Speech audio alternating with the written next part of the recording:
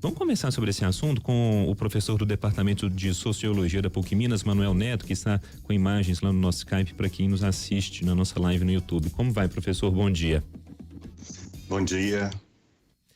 Agradeço a oportunidade. A gente agradece. Professor, eu tenho visto, eu já ouvi tanto podcast, já li tanta reportagem, todo mundo discutindo sobre isso e tudo mais, mas eu queria, para começar aqui nossa conversa, puxar por um tópico que é sempre levantado nessas questões, que é a desumanização, né? Não, meu Deus, vamos ficar cada vez mais desumanizados, com inteligências artificiais controlando tudo e palpitando e fazendo, apontando, o que guiando em nossas vidas de uma maneira geral. Lhe parece pertinente esse tipo de preocupação, ou a gente está com a cabeça preocupada demais com uma coisa que ainda não é para isso tudo? Pois é, a modernidade ela é marcada, né, desde o início por uma série de rupturas, né, tecnológicas, e esse estado de ansiedade e tensão um aspecto comum, né, que nos acompanha desde o século XVI, XVII, com o advento da ciência, né, o desenvolvimento das tecnologias, e a cada nova tecnologia isso causa um impacto tremendo, né, sobre a estrutura social de uma maneira geral, né. E a sociedade capitalista de consumo ela é marcada por essas inovações tecnológicas, é quase que uma característica da própria dinâmica do mundo moderno, né? Foi assim com a automação dos processos industriais, né? Foi assim com os meios de comunicação de massa, né? O surgimento do rádio, né? Da televisão, da própria internet, né? Sempre há previsões catastróficas e previsões muito otimistas, né? É difícil fazer um balanço isento nesse primeiro momento, né? Normalmente a gente tem uma tendência a avaliar de forma muito pessimista ou muito otimista, né? Eu acho que é bom a gente manter uma espécie de meio termo. Agora, sem dúvida que essa modificação provocada pela inteligência artificial, acho que ela não tem precedentes na história da humanidade, né? Porque realmente a gente está falando de um patamar mais elevado, né? Uma transformação muito profunda e que atinge indistintamente todas as áreas, né? E eu diria que o maior impacto é sobre a questão do conhecimento mesmo, né? Quer dizer, sempre quando havia uma mudança tecnológica, as escolas eram adaptadas, né? Todo o sistema de ensino foi adaptado para reagir a essas mudanças e colocar as pessoas num nível mais elevado, né? Para que elas pudessem ainda ter algum tipo de controle sobre essas novas formas tecnológicas, né? Agora não, né? Quer dizer, a gente vai ter um impacto social muito grande decorrente da eventual perda, né, a médio prazo, não é coisa para acontecer amanhã, né, de uma série de postos de trabalho, né, de telemarketing, né, call centers, né, até médicos, né. Então, assim, óbvio que as profissões mais monótonas, né, mais repetitivas, aquelas mais técnicas mesmo, elas provavelmente serão as primeiras a desaparecer. Mas com o avanço da inteligência artificial, até mesmo a medicina, né? Quer dizer, você vê as imagens, os exames, os diagnósticos de imagem hoje, né? Eles são feitos por médicos, né? Com o olhar do médico, né? Ele vai comparando e vai analisando e interpretando. Com a inteligência artificial, você, né, tem um banco de imagens, né, infinitamente maior, e o grau de precisão desse diagnóstico é consequentemente muito maior. Então você não vai precisar de um médico para fazer o diagnóstico de uma doença a partir de uma imagem, de uma tomografia, por exemplo, né? Isso só para a gente ter uma ideia, né, do impacto que isso vai produzir, né? E carreiras intermediárias também, né? Da advocacia, o próprio jornalismo, o professor, né? Então, quer dizer, tudo isso pode ser de alguma forma impactada pelo uso dessa inteligência artificial, né? Professor, quem fala é Murilo, e é muito, né, interessante, estimulante a gente ficar discutindo isso, porque a gente fica já imaginando cenários, né, de quase uma ficção científica, né, distópicos assim, mas já é real, né? Por exemplo, no jornalismo já há reportagens produzidas, matérias produzidas com base em informações, já se cria um texto ali, né, bem redigido, sem erros, né, através de inteligência artificial. Na medicina também, provavelmente receitas, né, receitas médicas, a partir de uma sintomatologia também já é possível, né?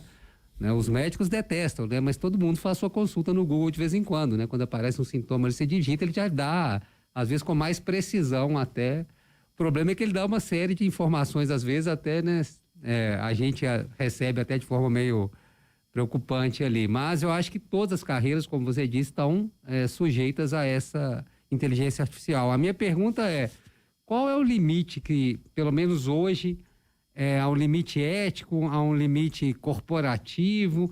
Qual que é o limite para que se não expanda ainda de forma mais, vamos dizer, intensa essa inteligência artificial, uma vez que parece que já há um desenvolvimento aí suficiente, né, para poder uma expansão desse uso dessa tecnologia, se é um limite mesmo de reserva, de mercado, né, assim, ou se é um limite ético para isso, uma vez que a inteligência artificial também é alimentada por uma inteligência humana, né? Ou direcionada, vamos assim dizer. Professor? Acredito que tenha travado, ó. Tá com cara mesmo. Uhum. Que travou. Vamos tentar refazer então a ligação? Eu bem achei que ele estava concentrado na minha pergunta, ele estava travado na imagem. Essa pergunta do Murilo, complexa. eu olhei para ele e falei, ele está travado ali. Voltou. Está concentrado, né? Oi, professor, não sei se o senhor conseguiu escutar. Eu ouvi a pergunta.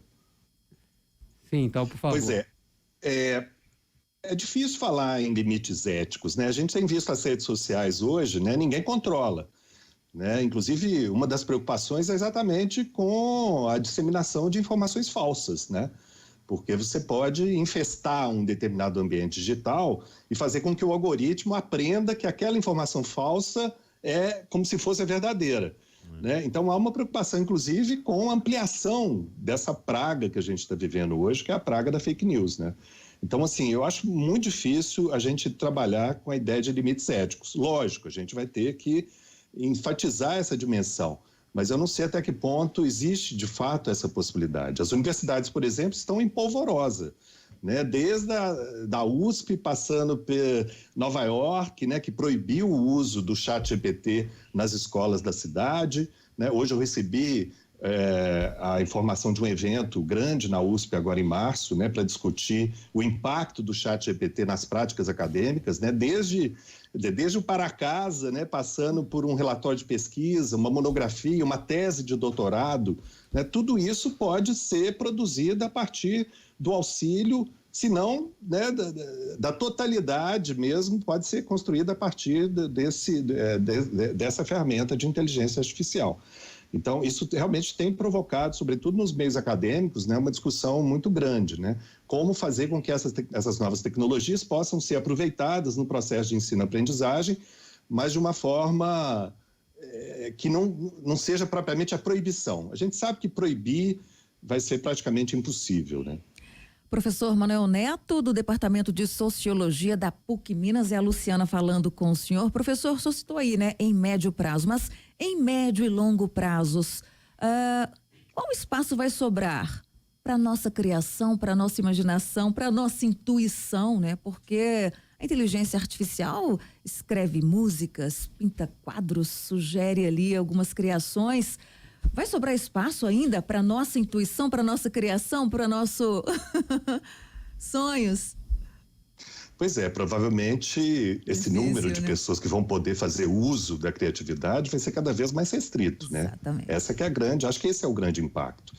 Porque toda a sociedade moderna, ela se constitui em torno do trabalho, né? Da especialização pela via do trabalho. É quando você constrói a sua identidade, né? A sua identidade profissional, ela é fundamental, inclusive em termos existenciais. É aquilo que você se sente útil à sociedade. E aquilo, né, que te diferencia, né, em relação aos outros. Exatamente, é o que te diferencia. Então, assim, eu imagino talvez o surgimento mesmo de uma espécie de casta, né, social que vai coordenar os processos mais criativos mesmo, né, o domínio dos algoritmos e etc.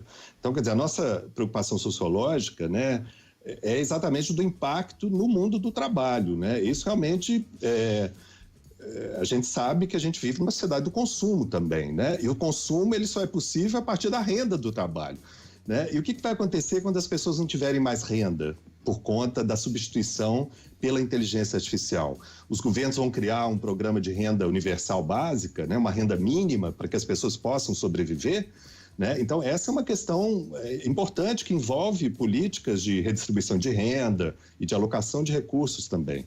Outra coisa é a questão, como eu falei, da identidade no trabalho, né?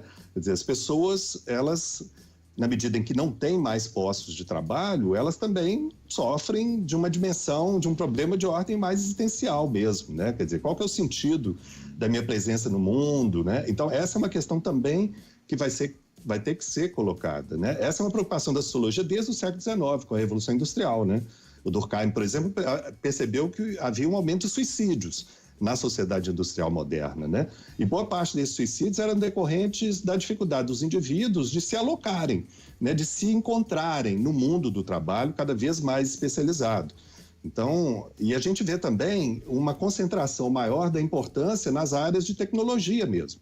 A Folha de São Paulo publicou uma pesquisa nesse final de semana mostrando que os empregados mais bem remunerados, com a média salarial mais alta nas empresas hoje, brasileiras, são, obviamente, os empregados de TI, né, de tecnologia da informação, né, ciências da informação, software, né, me parece que uma média salarial de R$11 mil, né, acima de advogados, acima de contadores, acima de gerentes, né? Então, quer dizer, a média salarial desses profissionais já é muito mais alta. Então, você vai criar uma desigualdade no mundo do trabalho muito visível, né? E o que vai decorrer disso a gente vai ter que esperar, né? Mas esse é um aspecto muito importante. Bom, o assunto é muito interessante, dava pra gente ficar o programa inteiro discutindo, mas por hora agradecendo aqui a participação do professor Manuel Neto do Departamento de Sociologia da PUC Minas. Professor, muito obrigado, viu? E que o ChatGPT não tire nossos trabalhos até a próxima conversa. Até lá. Até lá. 10h28.